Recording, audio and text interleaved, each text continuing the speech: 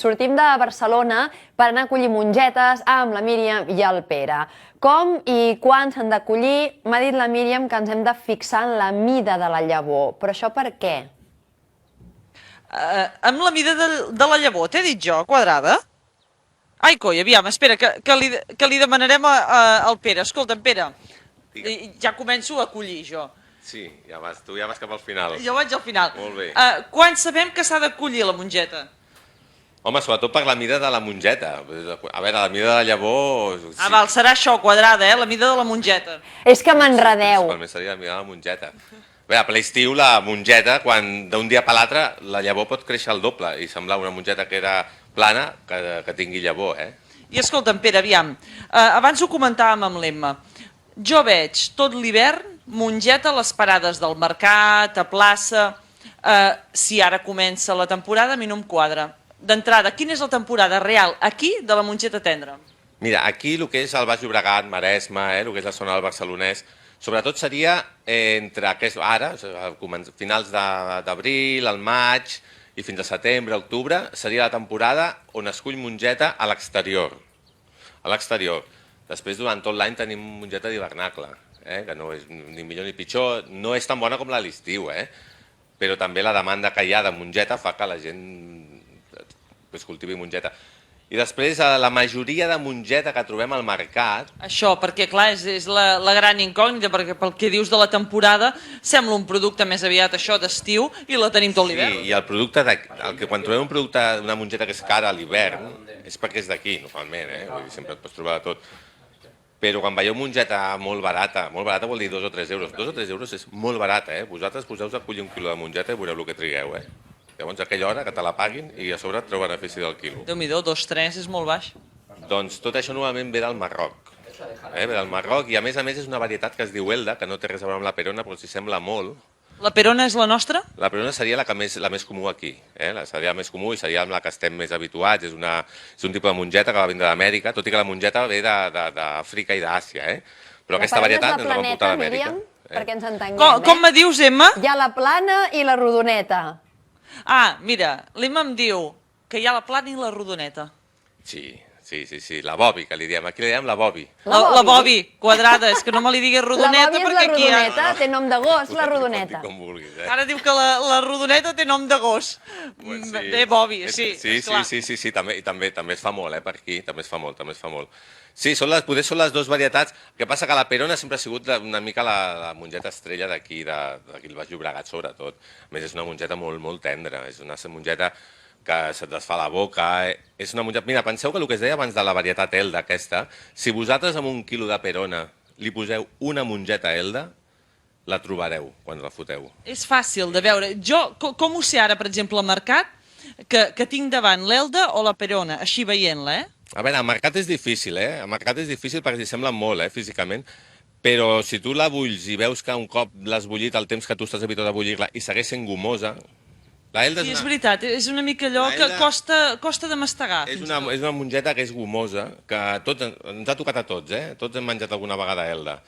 I és una mongeta que per molt que la faci sempre no es passa mai. És com aquesta pasta que fan ara, saps la pasta? Sí. No diguem marca. Pere, o els arrossos, això, que no es passen mai. Doncs bé, vindria a ser aquesta, però no té res a veure. De gust no té res a veure, ni de tendresa. Doncs escolta, jo crec que l'hem d'ensenyar a veure, que ara el Javi ens l'ensenyava. Clar, quadrada, què li preguntem com s'acull? Si t'hi van arrodonint o com ho fem això? És que tinc la sensació que ja m'ho ha explicat alguna altra vegada i no me'n recordo. Diu l'Emma que té la sensació que una altra vegada ja li vas explicar i que ara no se'n recorda. Com l'hem de collir? Desvetllem aquí la intríngulis. Jo sempre és que com m'he plantejat com cull les coses, vinc i les cull de tants anys que ho faig. És que et preguntem unes coses. Aleshores, clar, veieu, no sé, tampoc tinc... Mira, ves, ja ho ha fet. Tampoc tinc cap... I com veieu, doncs aquí veureu cada flor que veieu és una mongeta, veus? Aquí ho podeu veure. Aquí veuríeu la seqüència, el que seria... Si mireu cap aquí, veieu tota la seqüència, com va fent-se la mongeta, com es va formant. Escolta'm, quantes mongetes, això està calculat, quantes mongetes pot fer una planta o què et faig... També et faig una... Ara m'has fet una pregunta. No, mira, ho giraré, espera que t'ho giro això. una planta... No, però si vols et dic un número i la gent segur que s'ho creu, eh? Vale, no, però com que confiem en tu perquè ets el nostre pagès de Vale, referència, vale, no vale. t'ho inventaràs. No. Té molta producció una planta de mongetes, això vull dir. O sigui, d'això, quant te'n trauria? Sí, a veure, té molta producció amb quantitat de mongetes, però penseu que pesa molt poc una mongeta. Certament, aquesta no pesa res. O sigui, amb un quilo, ara tampoc t'ho sabria dir, depèn de la mida, però possiblement necessitis, per fer un quilo, necessitis 80, 90, 100 mongetes. Vull dir, penseu que necessita molta producció. I el que necessita, sobretot, és... Això t'anava a dir, què necessita? Del temps i del sol. Mira, necessita, sobretot, que faci molta llum. Si us hi fixeu, és un producte que ve quan ja el dia s'allarga. Sí, a l'estiu. Molta llum, Veieu que té les fulles molt amples per poder captar molt bé la llum, i sembla mentida que aquesta planta faci aquest fruit tan petit, no? Sí, perquè és gran com... Però per això és tan gustosa la mongeta. No t'acordes que agradi als nens o no? Però si us hi fixeu, és un de les verdures que té més gust. Cert, sí. Té el gust més potenciat.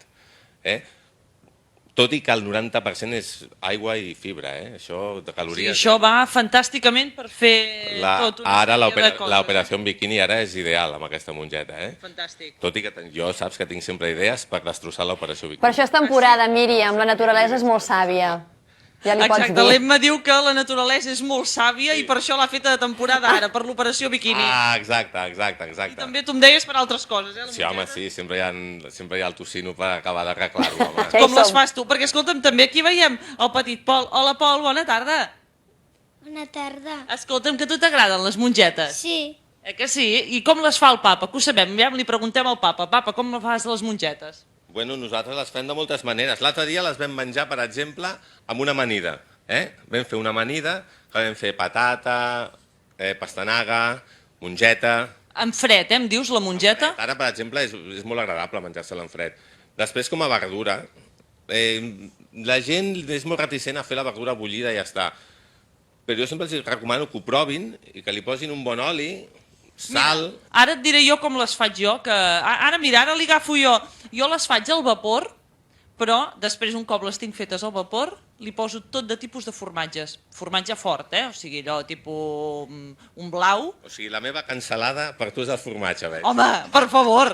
I crec que la Quadrada compra la idea de formatges, oi, Quadrada? Compro la idea, però jo Formatge afegeixo amb la cansalada. una proposta.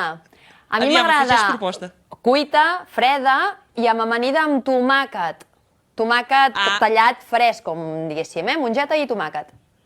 Ell em diu mongeta i tomàquet, una amanida fresca, fantàstic. Jo ho dur ratllat també, per exemple, aquesta mateixa amanida que diu ella, amb ou dur ratllat és també molt fresca i serveix molt bé. I a més, escolta'm, Pere, em deies que, clar, ara la Quadrada deia això del tomàquet, clar, també és producte de temporada. El vindrem a veure potser d'aquí molt poquet, no? Hem començat a collir cor de bou aquesta setmana. Ara també arriba el bo. El xerri, primer xerri que hem collit ja, que és el monstro del xerri, ell. Ah, sí? Ah, doncs... Aquest és el monstro, igual que el de les galletes, doncs és el monstro del xerri. Doncs escolta'm, Pol, vindrem a veure aquests tomàquets fantàstics d'aquí unes setmanes. Doncs escolta'm, Pere, ens quedem amb això que ens deies, que necessita llum, ens has dit, Necessita llum, necessita aigua, penseu que el 90% és aigua, necessita molta aigua, necessita llum. No li va bé molta humitat ambiental, no li va bé molta humitat ambiental, però bueno, és una planta, necessita terres que siguin una miqueta sorrencs, aquí, com és la lleva del riu Llobregat, ens va molt bé, perquè tenim el terra és molt ric, per ella li va molt bé. Per tant, escolta'm, aquí està estupenda, doncs... De fet, és una de les plantes que jo recomano a la gent que té horts, que la planti. Ah, mira, veus? Quadrada, mira. Perquè no és molt complicada de tirar endavant. A veure, sempre pots agafar una malura o el que sigui, però és una planta que és molt agraïda a l'hora de fer a la gent que té un hortet. Doncs ens quedem amb aquests consells, Emma, de plantar els hortets, la mongeta i també les tomaqueres, que també són d'aquests productes. Gràcies, nois, de Cal Neguit. Que vagi molt bé. A vosaltres, ens veiem un altre dia. Clar. Emma, ho deixem aquí rodejats de mongetes.